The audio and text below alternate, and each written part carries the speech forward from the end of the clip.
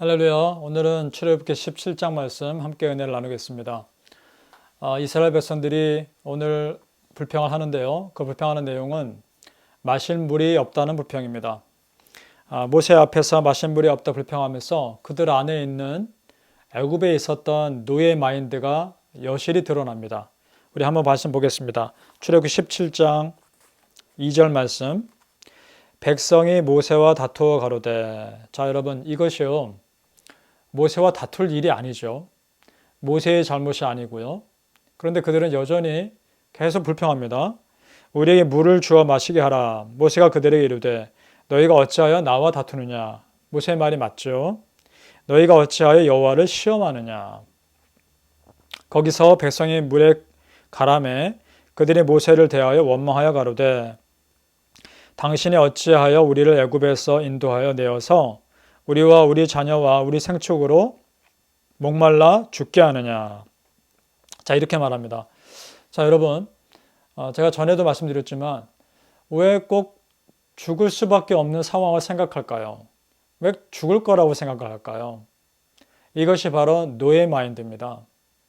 노예로 430년 가까이 살다 보니까 늘 피해의식에 사로잡혀 있었던 것이고, 상대적으로 그렇다는 얘기는 자존감이 아주 낮다는 얘기죠.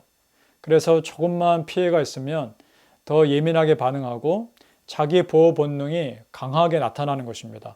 이것이 지금 아직도 노예의 그 마인드가 벗어나지 않은 것입니다. 어떻게 보면 이스라엘 백성들의 그 광야 40년 기간은 그런 노예 마인드를 때를 벗기는 그런 과정이었다는 생각이 듭니다. 자, 이런 이스라엘 백성들이 얼마나 또 심각했는지요. 7절에 보니까 이런 말을 합니다. 그들이 여호와를 시험하여 이르기를 여호와께서 우리 중에 계신가 아닌가 하였습니다. 자, 여러분, 마실 물이 없고 힘들다 그래서 여호와 하나님이 자신들과 함께 있지 않은가라는 의심까지 하게 됩니다. 정말 심각한 상태죠. 그들이 하나님과 전혀 인격적으로 교제를 갖고 있지 않았다는 것을 보여주는 겁니다. 아직 참으로 갈 길이 멉니다. 자, 그럴 때 모세의 반응을 봅니다. 4절에 모세가 여호와께 부르짖어 가로되. 네, 이것입니다. 모세는 항상 하나님께 무릎 꿇습니다. 문제가 생기면 기도합니다. 이것이 믿음의 사람 모세의 모습이었습니다. 그러면 우리도 그래야겠죠. 힘들 때마다 사람들과, 나를 힘들게 하는 사람과 다투고 싸울 것이 아니라 이것은 어떻게 보면 영적인 문제입니다. 사람과 사람으로 싸워 해결할 일이 아니라 영적으로 하나님 앞에 무릎 꿇고 기도로 해결해야 될 문제죠. 그래서 하나님께서 답을 주셔야 하는 그런 것입니다. 하나님도 6절에 보니까요, 방법을 알려주십니다. 너는 반석을 채라. 물이 나리니 백성이 마시리라. 이렇게 말씀합니다. 여러분, 어떻게 느껴지십니까? 하나님이 굉장히 참고 계신다는 것이 느껴지십니까? 모세도 그렇고 하나님도 계속 참고 계시는 것이죠. 그만큼 이스라엘 백성들을 기다려주고 계시는 것입니다. 자, 이런 상황에서요, 내 안에 이런 생각이 듭니다. 반복되는 죄의 습관을 끊어야 하지 않을까라는 생각이 듭니다. 이스라엘 백성들 물이 없다 불평하죠. 물이 쓰다고 불평하죠. 먹을 것이 없다고 불평하죠. 계속되는 불평입니다. 자, 그때마다 하나님은 참고 해결책을 주셨습니다. 자, 여러분, 우리가 생각할 것이 있습니다. 하나님께서 나의 원망과 불평에 또 때로는 나의 죄에 아무런 반응을 보이지 않는다고 해서 하나님이 모르시는 것이 아닙니다. 그냥 참으시는 겁니다. 하나님의 그 오래 참으심을 악용해서는 안 되는 것입니다. 반복되는 죄의 습관을 끊어야 합니다. 하나님 앞에서 하나님과 나의 관계를 막고 있는 그 죄의 습관이라고 하는 그 큰 담을 허물어야 합니다. 그런 결단이 오늘 우리 큐티를 하면서 함께 참여하는 우리 모든 성도님들께 있기를 축복합니다.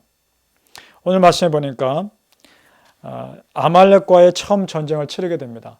이것이 주는 의미는 이스라엘 백성 너희가 싸워야 할 대상은 모세가 아니라 저 이방 우상을 섬기는 그런 백성들이라는 것을 보여주는 하나의 의미도 있는 것이죠. 그런데 참 신기한 장면은요, 싸우고 있는 이스라엘 백성들을 보면서 모세가 지팡이를 들고 손을 들고 있으면 전쟁에서 이기고요, 팔이 무거워서 내려오면 전쟁에서 지는 걸 보게 됩니다. 그래서 옆에 있던 아론과 훌이 모세를 앉히고 모세 팔을 하나씩 이렇게 붙잡고 모세 팔을 들고 있는 것이죠. 그랬더니 전쟁에서 이기게 하십니다. 자, 이 전쟁은 하나님께서 하신 전쟁입니다. 자, 분명히 하나님의 지팡이라는 표현을 사용합니다. 사람이 앞장서서 싸우지만 실제로 뒤에서 역사하시는 하나님께서 함께 하신 전쟁이었다는 겁니다. 그래서 12절에 이런 표현을 씁니다.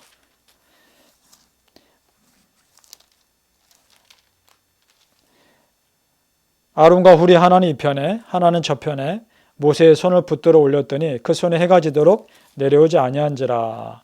그러니까 해가 지도록 전쟁을 하나님께서 이기게 하신 거고요. 14절에 보면 이런 표현을 합니다. 여호와께서 모세에게 이르시되 이것을 책에 기록하여 기념하게 하고 여호수아의 귀에 외워들리라. 내가 아말렉을 도말하여 천하에서 기억함이 없게 하리라.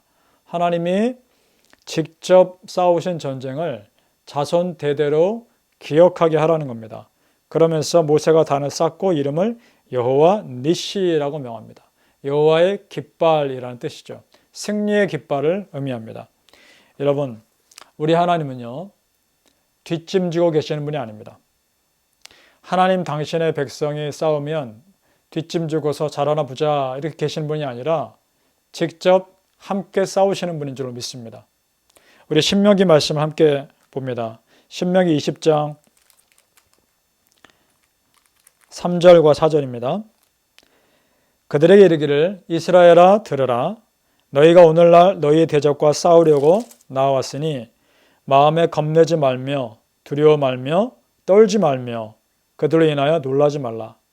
너희 하나님 여호와는 너희와 함께 행하시며 너희를 위하여 너희 대적을 치고 너희를 구원하시는 자니라 할 것이며. 아멘. 우리 하나님이 여러분과 함께 행하시는 분인 줄 믿습니다.